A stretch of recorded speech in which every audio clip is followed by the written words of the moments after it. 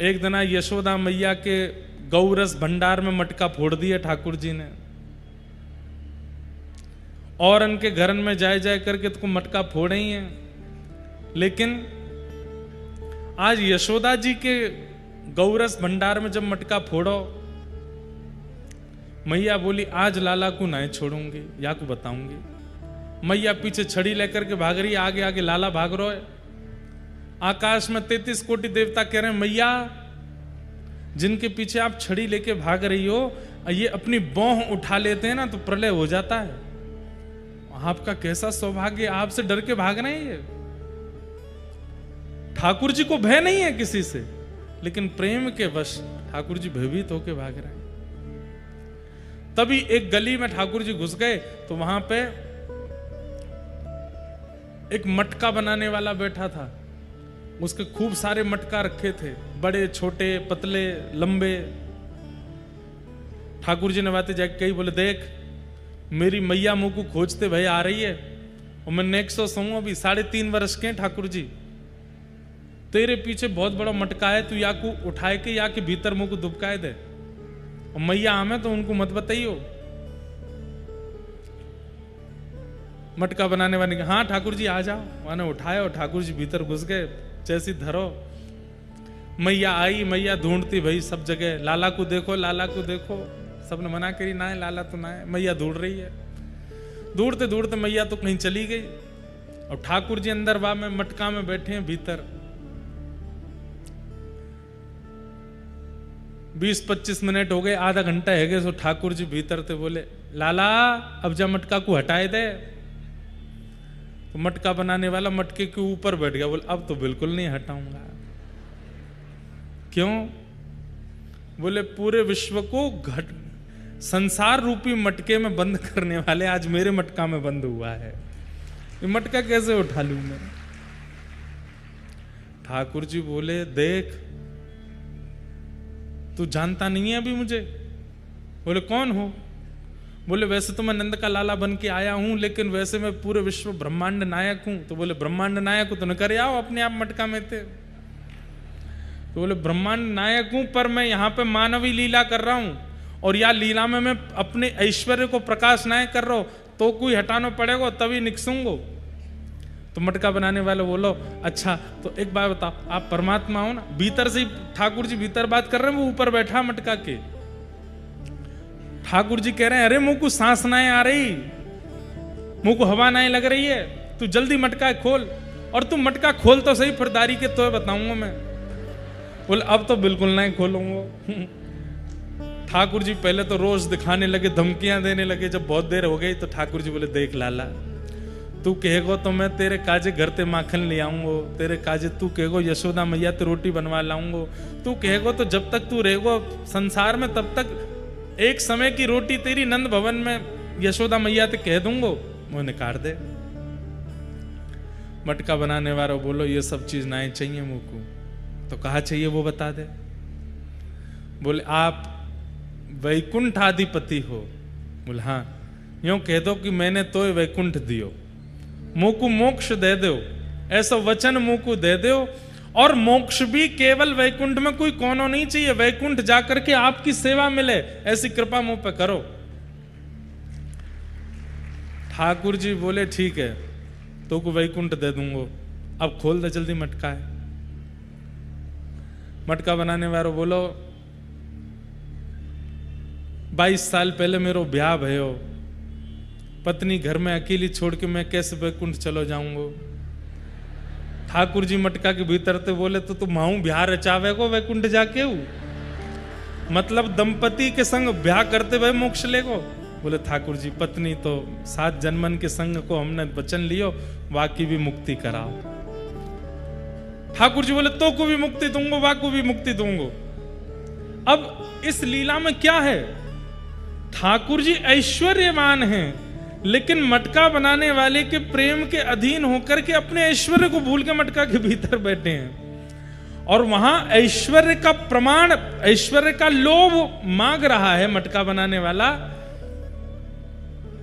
और ठाकुर जी भीतर बंधी बन करके ऐश्वर्य प्रदान कर रहे हैं। लेकिन यहां पर प्रधानता, आप हंस क्यों रहे हो, आप इतने आनंदित क्यों हो रहे हो इस लीला को सुन के, कि वो परमात्मा हैं, वो ईश्वर हैं, वो जगतनियंता जगदाधार हैं, पर कितने प्रेमी हैं, सर्व समर्थवान होते हुए मटका के भीतर बैठे हैं। स्वयं चाहे तो कुछ भी कर सकते हैं, लेकिन प्रेम के अधीन होकर के कुछ कर नहीं रहे हैं, इसलिए तो हंसी आ रही है।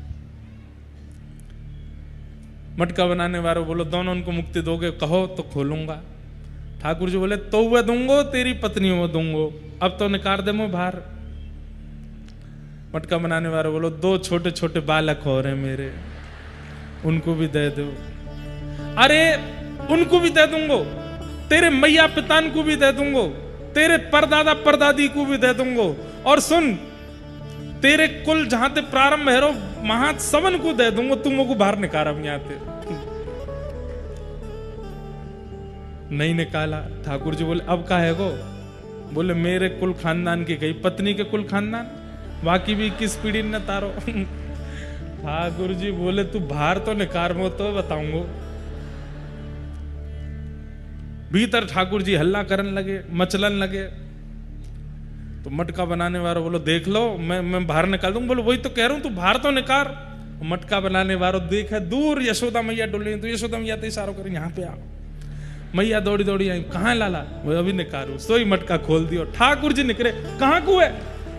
बोले मोए बात देखो, पीछे देखो, पीछे देखो तो यशोदा मैया खड़ी। अच्छा दारी की यहाँ छिपके बैठा, चल। हाथ पकड़ करके ठाकुर जी लेके, कुछ नहीं कर पाए उसका।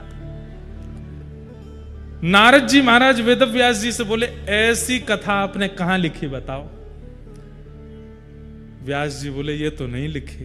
बोले इसीलिए आपका मन अशांत है, क्योंकि आपने ठाकुर जी के ऐश्वर्य का वर्णन किया है, ठाकुर जी के स्वभाव का वर्णन नहीं किया है, ठाकुर जी के लीला का वर्णन नहीं किया। वो कोमल कितने हैं, वो प्रेमी कितने हैं, उनका स्वभाव कैसा है, उनका व्यवहार कैसा है, इसका वर्णन आपने नहीं किया, प्रेम की प्रधानता नहीं बताई है, इसलिए आपका मन अशांत है। अब एक ऐसा ग्रंथ लिखो जिसमें ठाकुर जी के स्वभाव प्रधान, प्रभाव नहीं। प्रभाव सबको पता है, दुनिया जानती है ठाकुर जी का प्रभाव। आपने महाभारत में एक से एक प्रभाव बताया ठाकुर जी के, विराट रूप का वर्णन किया, भगवान के सुदर्शन चक्र धारण का वर्णन किया, पूरे महाभारत युद्ध में कैसे भगवान ने अर्जुन को विजय दिलाई, सबने प्रभाव देख लिया ठाकुर जी का। प्रभाव से प्रभावित होकर के रुचि प्रकट होना वो उत्तम प्रेम नहीं है। ध्यान से सुनिएगा, प्रभाव से प्रभावित होकर के किसी के समीप जाना और उससे प्रीति होना वो प्रेम नहीं है। कई लोग प्रभाव में आकर के ब्याह कर लेते हैं। किसी का प्रभाव देख लिया, लड़की का प्रभाव देख लिया, लड़का का प्रभाव देख लिया। प्रभाव में क्या क्या आता है? रूप सबसे पहला प्रभाव रूप में है। प्रभाव में दूसरा क्या आता है? यौवन, युवावस्था। प्रभाव में तीसरा आता है संपत्ति। प्रभाव में चौथा आता है ऐश्वर्य, नाम, प्रतिष्ठा। और प्रभाव में पांचवा आता है मद, अभिमान।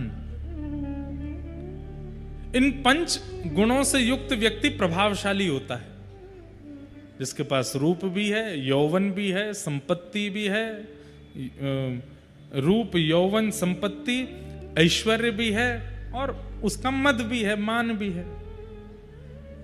कई लोग उसी से प्रभावित होकर के फिर ब्याह कर लेते हैं। अच्छा रूपवान, कई लोगों के पास से 5 नहीं होते, 5 में से कोई एक होता है तो भी प्रभाव होता है।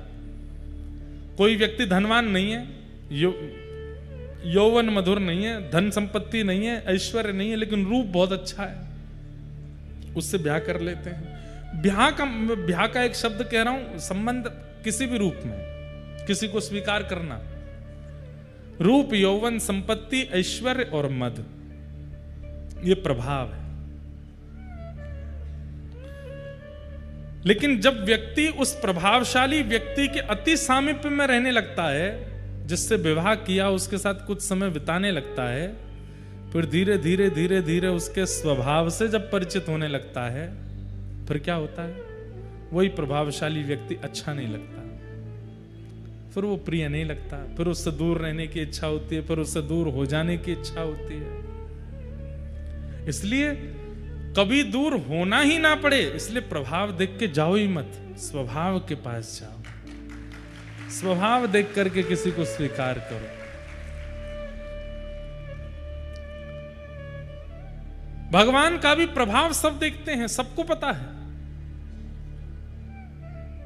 लेकिन प्रभाव गौड़ हो जाता है स्वभाव के आगे। हम लोग बात सुनते हैं, नाम सुनते हैं, अरे वो एक्टर है, वो गायक है, वो नेताजी हैं, ये कथा वक्ता हैं, इनका बड़ा नाम है, ऐसे। लेकिन जब उनसे समीप से जाके मिलते हैं और उनके व्यवहार में जब हमको न्यूनता दिखाई देती है, दूर से सीताराम हो जाती है, पर बस जय हो, इतनी बढ़िया हो। पास से देखे तो क्या बोलते हैं, दूर से ही सुहावने लग रहे थे, क्या, हाँ, दूर के ढोल सुहावने, दूर से बढ़िया है। प्रभावशाली व्यक्ति का ऐसा ही है। इसलिए चाहे वक्ता बन जाओ, चाहे एक्टर बन जाओ, चाहे कितने भी प्रभाव में आ जाओ, अपने स्वभाव को मत बदलने दो, स्वभाव को मधुर रखो, क्योंकि समीप आने पर स्वभाव रिझाता नहीं। श्रीमद् भागवत जी के अलावा जितने भी ग्रंथ हैं उसमें प्रभाव है।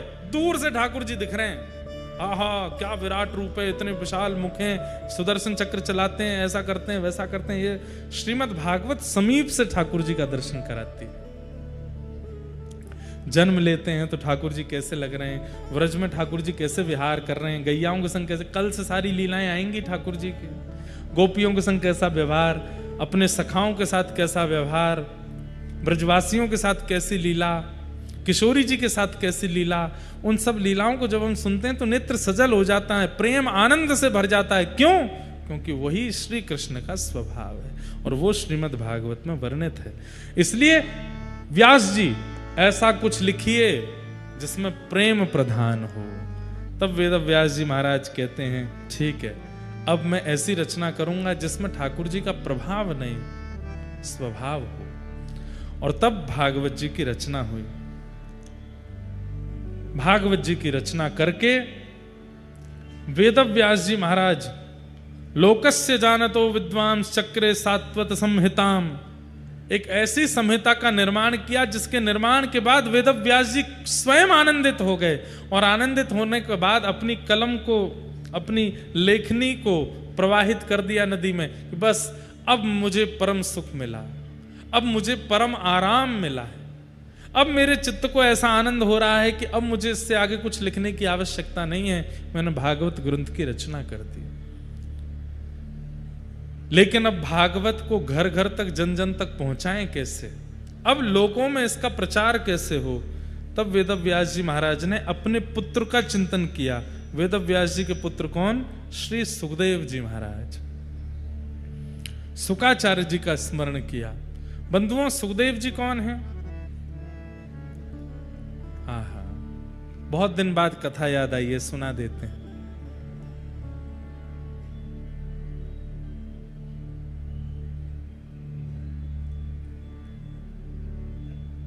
तरवर छाओ तीर यमुना के, तरवर छाओ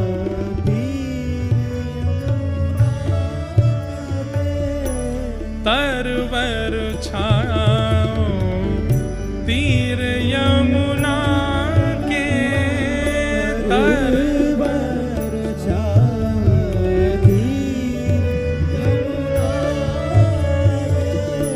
सुआ पढ़ावत डोले,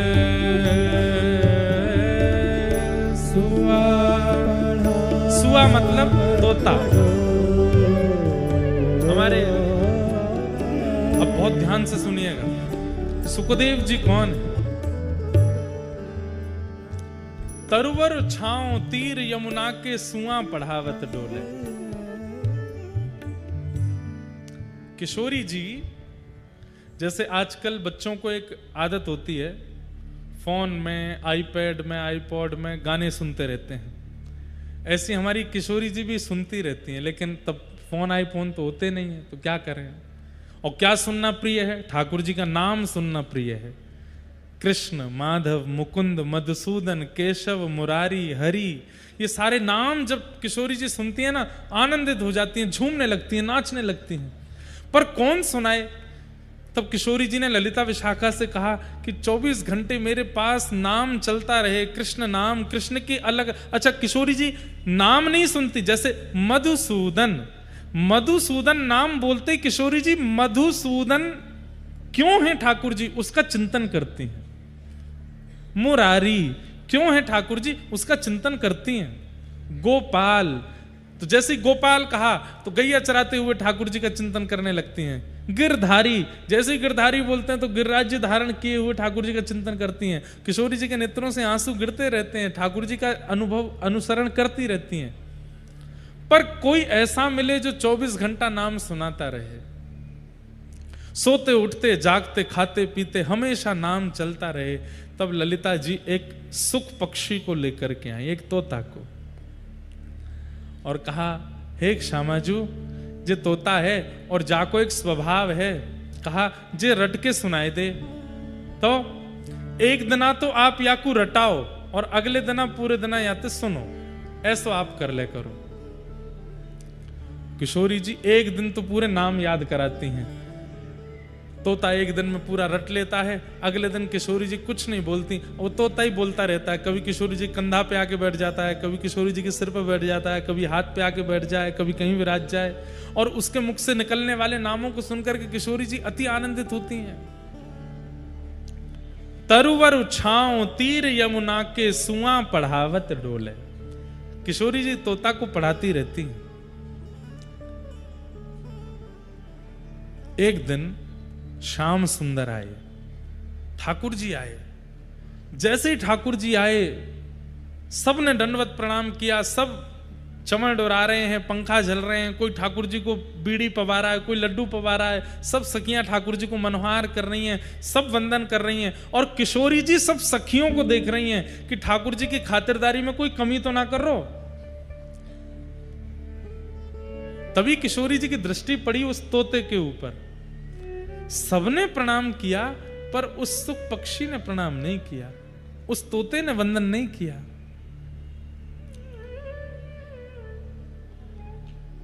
ठाकुर जी जब चले गए तब किशोरी जी ने उस तोते को बोला, सुनो इधर आओ। फिर से शुरू हो गया, मधुसूदन, मुरारी, मनोहरी, ठाकुर जी के मधुर मधुर नाम सुनाने लगा। बोले नाम मत सुनाओ, ये बताओ, श्याम सुंदर आए थे, सबने प्रणाम किया, तुमने प्रणाम क्यों नहीं किया? सुख पक्षी बोले, वो कौन थे जो आए थे? मैं तो नहीं जानता। अरे वो वही मदन मोहन जिनका तुम नाम बोलते हो। बोले कौन मदन मोहन? मुझे केवल नाम पता है, पर उसका अर्थ नहीं पता, और नामी को मैं जानता नहीं। किशोरी जी बोले, ओ याने रट लियो है, बस जाने ना है। तब किशोरी जी बोली, हे सुख पक्षी, अब मैं तोको तभी स्वीकार करूंगी जब तू जितने नाम गावे, वह नाम गावे वाले नामी को पहचान करके आवेगो, वह के बारे में जान के आवेगो, परिपूर्ण रूप से उनकी पूरी जानकारी। कभी ठाकुर जी की किसी भी गुण, किसी भी स्वभाव, किसी भी कर्म, किसी भी व्यवहार से तुम वंचित ना रहो, सब तुमको पता हो, क्योंकि जो कृष्ण को जाने वो मुझ को प्रिय है। और जब तक तू कृष्ण को जान के नहीं आवेगो, तब तक मैं तुमको स्वीकार नहीं करूंगी। अब जाओ। तब किशोरी जी उत्सुक व्याकुल हो गया, ललिता विशाखा जी के पास गया। किशोरी जी मुंह को दूर कर रही हैं, कोई कृपा करो ना। बोले कृपा का, जा करके ठाकुर जी को अनुसंधान करके आ, श्रवण करके आ, सत्संग करके आ, कौन है ठाकुर जी समझ के आ। तब उस सुख ने जाकर के घनघोर तपस्या की, और तप के कारण वही सुख जब अमर कथा सुना रहे हैं देवादिदेव महादेव पार्वती को, वहीं वो सुख पक्षी महादेव के ठीक पीछे प्रकट हुआ और पूरी कथा श्रवण कर रहा है। महादेव ठाकुर जी की एक एक लीला श्रवण करा रहे हैं। ठाकुर जी की बाल लीला सुनाई, गोवर्धन लीला सुनाई। जैसे ही रास लीला सुनाने लगे, रास लीला में रास का प्रसंग आते ही पार्वती जी इतनी उन्मत्त हो गई कथा में कि पार्वती जी को एक नियम दिया था, क्या कि हर 20 मिनट, हर 20 सेकंड में ओम ओम ओम शब्द का उच्चारण करती रहना। क्यों? क्योंकि मैं नेत्र बंद करके कथा सुनाऊंगा, तुम सुन रही हो, इसका मुझे प्रमाण प्राप्त होता रहे। लेकिन रास बिहार की लीला आते ही ऐसी उन्मत्त हो गई पार्वती जी, नृत्य करने लगी। उनको लगने लगा मैं कथा नहीं सुन रही हूं, मैं भी रास बिहार की एक गोपी हूं, मैं भी श्याम सुंदर के साथ में रास कर रही हूं। जैसे ही पार्वती जी रास में प्रविष्ट हो गई, अपने मानसी में ओम शब्द का उच्चारण विस्मृत हो गया। थोड़ी देर जब ओम का उच्चारण नहीं हुआ तो पीछे बैठे तोता ने मन में विचार किया, कथा विक्षिप्त हो जाएगी, कथा यहीं रुक जाएगी अगर ओम शब्द का उच्चारण नहीं हुआ। तो पार्वती जी के स्वर में उस सुख पक्षी ने ओम उच्चारण करना प्रारंभ किया। 7 दिन की कथा पूरी होते ही जैसे ही महादेव ने जय जयकार कराई, पार्वती जी के नेत्र खुले, नेत्र सजल हैं। महादेव बोले, देवी कथा संपन्न हुई। अरे अभी रास हुआ है, रास के बाद में क्या क्या लीलाएं हुई? अभी तो मथुरा लीला, द्वारिका लीला, रुक्मिणी विवाह, कई प्रसंग अभी अधूरे रह गए। महादेव इतनी जल्दी कथा विश्राम मत कीजिए। महादेव बोले, अरे हमने सब सुना दिया, मथुरा लीला भी हो गई, द्वारिका लीला भी हो गई, रुक्मिणी विवाह भी हो गया, सब पूर्ण हो गया, अभी अभी पूरी कथा विश्राम हुई है। पार्वती जी बोली, पर मैं तो रास का ही चिंतन कर रही थी और रास में श्याम सुंदर मेरे साथ नृत्य कर रहे हैं, उसका अनुभव कर रही थी। महादेव बोले, रास में अगर तुम अनुभव कर रही थी, मानसी में रास चल रहा था, तो उस समय मुख से ओम शब्द का उच्चारण तुम्हारे तो नहीं हो रहा था, कौन कर रहा था? जैसे ही देखा तो सुख पक्षी वहां बैठा है। महादेव को क्रोध आ गया और क्रोध के कारण बोले कि तुम्हें व्यासपीठ के पीछे बैठ करके ज्ञान का अर्जन किया है, जो कि शास्त्र निषिद्ध है, इसलिए मैं तुम्हारा वध करूंगा। त्रिशूल लेकर के भागे। सुख पक्षी उड़ता हुआ हिमालय की कंदराओं में पीछे पीछे महादेव जा रहे हैं। तभी वह सुख पक्षी हिमालयों में उड़ता हुआ पहुंच गया कहां? बद्रिकाश्रम, जहां पर श्री वेदव्यास जी महाराज सरस्वती नदी के तट पर विराजमान हैं। वहीं उनकी पत्नी बिट्टिका मुख खोल करके जलपान कर रही थी। छोटे से सुख पक्षी ने तुरंत उनके मुख में से गर्भ में प्रवेश कर लिया और गर्भ में जाकर के विराजमान हुए। 12 वर्ष तक, 9 महीने नहीं, 12 वर्ष तक अपनी मैया के गर्भ में रहे। कौन? श्री शुकाचार्य जी। 7 दिन जो जो कथा में श्रवण किया वेद महादेव से, उसका केवल चिंतन करने लगे। 12 वर्ष बाद श्लोक स्फुटित होने लगे। जब वही शुकाचार्य जी अपने मुख से स्वर में श्लोक गाने लगे तो विटिका जी वेदव्यास जी के पास गई और बोली, मुझे ऐसा लगता है कि कभी कभी मेरे भीतर से कोई श्लोक उच्चारण कर रहा है। वेदव्यास जी महाराज ने दिव्य दृष्टि डाल करके देखा, अरे देवी, तुम्हारे गर्भ में साक्षात ठाकुर जी की यश कीर्ति को विश्व में फैलाने वाले श्री शुकाचार्य जी हैं। प्रार्थना की, हे गर्भ में विराजमान श्री सुखदेव जी, आप प्रकट होइए और मानव उद्धार कीजिए। सुखदेव जी बोले, मैं जन्म नहीं लूंगा। क्यों? संसार की माया बहुत विचित्र है, मुझे पकड़ लेगी, मैं संसार में नहीं आऊंगा। यदि ठाकुर जी आकर के मुझे आश्वासन दे देंगे कि संसार की माया मुझे नहीं सताएगी, तो ही मेरा अवतरण होगा। ठाकुर जी गर्भ में प्रकट हो गए और प्रकट होकर के कहा, हे सुखदेव जी, भूल गए, आपको किशोरी जी ने भेजा है मेरे बारे में संपूर्ण जानकारी अर्जन करना और अर्जन करके सब में वितरित करने के लिए आप धराधाम पर आए हो। अपने कार्य की सिद्धि के लिए अब आप जन्म लो। तो वही श्री शुकाचार्य जी महाराज बिटिका मैया के गर्भ से प्रकट हुए। बोलो सुखदेव जी महाराज की जय। लेकिन जन्म लेते ही माता पिता को छोड़ करके चले गए। अब वेदव्यास जी महाराज ने जब भागवत संहिता का निर्माण किया, तब मन में विचार किया कि इस भागवत संहिता को ग्रहण करने की योग्यता इस पृथ्वी पर केवल सुखदेव जी में है, मेरे पुत्र में है। लेकिन वो तो निर्गुण निराकार ब्रह्म का ज्ञान कर रहे हैं, क्योंकि शंकर जी से कथा सुनी है ना, शंकर जी की कथा में भाव प्रधान है, सगुण साकार प्रधान है, लेकिन योगी से कथा सुनेंगे तो निर्गुण निराकार ही सिद्ध होगा। अब सगुण साकार की ओर इनको लाने के लिए तो इनको सगुण का दर्शन कराना पड़ेगा। निर्गुण निराकार का मतलब क्या है बंधुओं? जिसमें कोई गुण नहीं, जिसका कोई आकार नहीं, जिसकी कोई आकृति नहीं, केवल खाली, उसको निर्गुण निराकार ब्रह्म कहते हैं।